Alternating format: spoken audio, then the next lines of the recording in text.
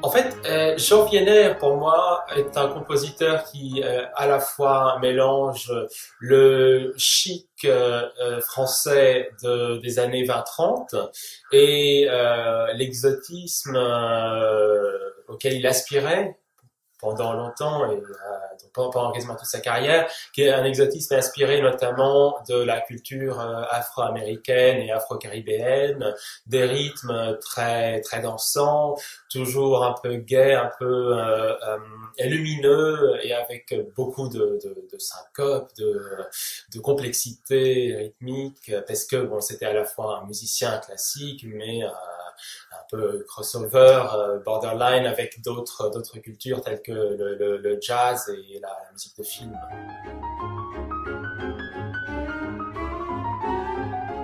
Absolument réalisable et c'est absolument jouable. Ce n'est, enfin, il n'y a pas de musique qui soit injouable de toute façon.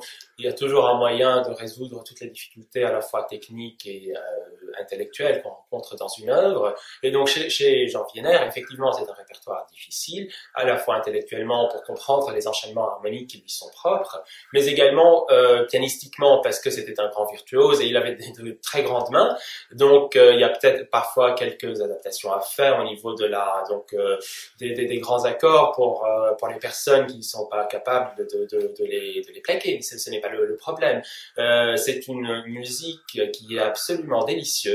Ce volume et notamment la sonate, la sonatine syncopée, c'est des œuvres vraiment qui méritent d'être dans le répertoire de chaque pianiste et dans des programmations également de concerts. C'est des surprises inattendues.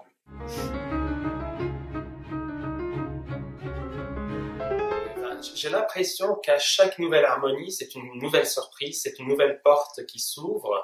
C'est des accords qui sont extrêmement tendus. Ça me rappelle parfois un peu Jean Français, tout en gardant ce chic dont je parlais, ce rythme implacable et impeccable. Il y a vraiment les harmonies sont extrêmement... C'est à chaque fois comme un nouveau nuage qui vient décorer une ambiance et ajouter, enfin, se rapporter sa petite touche à l'ambiance qu'on a déjà auparavant.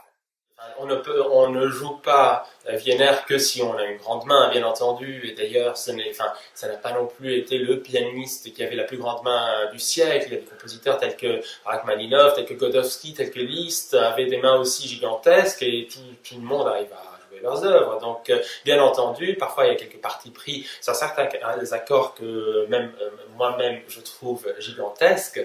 Donc, il y a quelques arrangements ou quelques adaptations, parfois la main gauche qui prend le relais, mais en tout cas en faisant un maximum d'économie de moyens et surtout un respect du texte de Wiener qui est absolument splendide.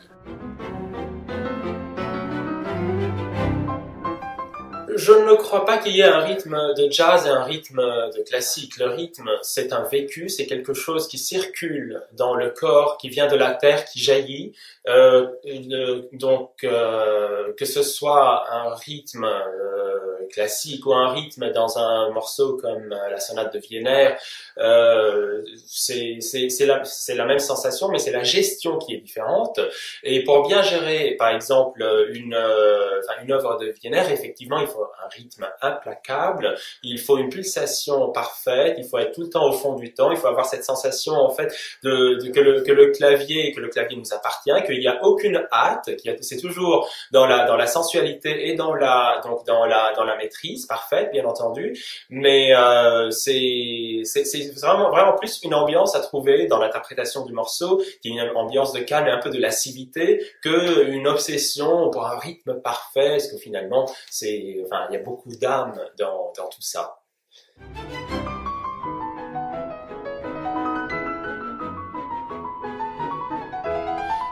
Donc ces œuvres-là seront accompagnées à la fois de notices explicatives en début de volume, avec des conseils techniques pour les pianistes qui voudront travailler ces œuvres-là, des conseils parfois d'interprétation sur sur cette musique en général, l'époque et un peu la Wiener Touch, et également il y aura des vidéos disponibles sur internet des vidéos explicatives de quelques passages en particulier où on montrera différentes façons de les réaliser, parce que justement la difficulté majeure, à part pour revenir un peu au langage donc pianistique de Wiener, la difficulté à part résoudre les problèmes pianistiques et comprendre cette harmonie qui est très tendue et très surprenante parfois, c'est aussi l'équilibre qu'il faut trouver, parce que c'est une musique où il y a énormément de couches de très polyphoniques, avec beaucoup d'accords, beaucoup de mélodies un peu cachées entre les lignes, et donc c'est là le challenge principal, de faire ressortir l'essence et l'essentiel de cette musique.